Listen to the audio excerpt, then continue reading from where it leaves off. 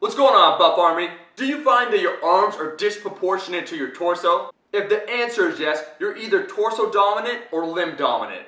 First, for this video, you should have at least 1 year of training underneath your belt. If you're just thin, you don't have weak areas, you have to improve every single area. What everybody will notice with time is certain areas grow faster than others. Category number 1 will be guys with smaller arms and a bigger chest and back. This is usually because they have a longer limb length and better muscle fiber recruitment in their torso. The second category of guys most guys are jealous of, and those are guys that naturally have bigger arms, usually a shorter limb length, and they'll find they probably have a harder time building a chest and back. You want to know what increases my arm size? Jessica Alba. Yeah, she helped me out a lot. You get it? You get it? You want me to explain it?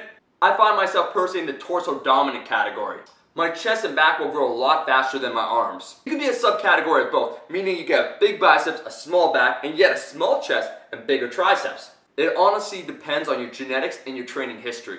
Whenever we do a compound exercise, our body strives to use the best muscles suited for that job. As an example, let's say you're doing a compound back movement, like pull-ups, and you find you don't feel it ever in your back, but you feel it instead in your arms. And you find this true with most back exercises. You find your biceps are really grown, but your back is lagging. You'd have poor back muscle fiber recruitment and probably naturally predisposed to having bigger arms. If this is the case, we have to fix this before it becomes a problem over time. Strong areas usually get stronger, whereas weak areas, because they're not targeted effectively, will remain weak or perhaps get even weaker. And from a functional perspective, if we have a lagging, weak area, like let's say our arms, it's going to be hindering our performance in the big major lifts. Please note, I am a stickler for form. I find with most trainees, if they correct their form, learn the proper movement patterns, these weak areas will disappear. However, if you find you have either small limbs or a smaller torso, here are some solutions to help fix that problem. 1. Prioritize weak areas.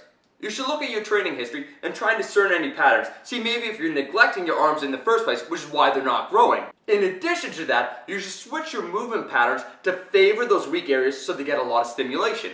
I'll give you an easy example. Let's say on the bench press. You always do the bench press and you find you get great chest stimulation. Yet your triceps are lagging.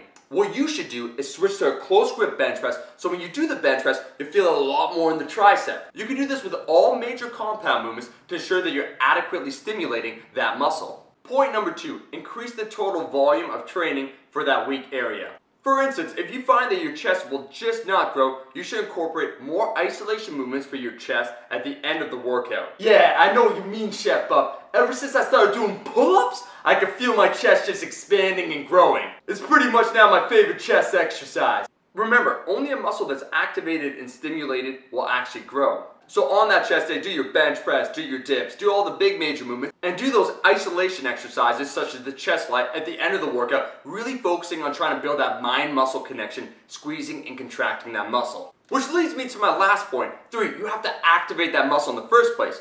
You have to build that mind-muscle connection. It sounds simple, but it often gets neglected for most people. When you're training a muscle, you should be thinking about it. And if you find that an exercise is supposed to produce results in an area you're just not feeling, you should activate it before you train it. What do I mean? Let's say you do dips and you never feel it in your triceps. What you should do before you do a set of dips is extremely light, so it's not fatiguing at all. Tricep rope, say pull down. What you'd be doing is trying just to get a little bit of blood volume in your tricep so you feel them activated. And once they're activated, you could go right onto the dip and you'll find that you'll feel it a lot more in your tricep because your mind's already thinking about that muscle group. Use a light enough weight so it never hinders your performance in the gym. The goal is just to activate. It sounds like some hokey shit to say think about the muscle when you're training, but it's absolutely true. Key point about this video is customization. Identifying weak areas and fixing them through proper program selection. Symmetry is not only aesthetic, it's also functional. Guys, that is the video. Make sure to like, share with friends, and subscribe. And I want to hear from you guys. Are you more torso or limb dominant? Post in the comment section below.